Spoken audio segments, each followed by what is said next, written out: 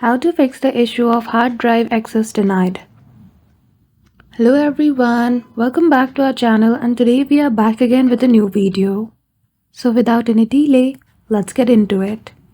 For that, firstly head toward File Explorer, then after search for this PC folder. Once you find it, simply right click on it and from the short menu go to Properties. Then after, shortly you will be heading toward the device details. From here, you simply need to remember the name of your device. In case, then after minimize this window, go to your local disk, right click on it, and then again go to Properties. Now from this window, head towards Security. After that, in Security, you will see the option of Edit. Simply click on it and make sure you allow the permission for all the permission which are given in for your account. After that, apply all these settings. Then click on OK and then you're good to go. So that's it. Just like that, you will be able to fix your issue.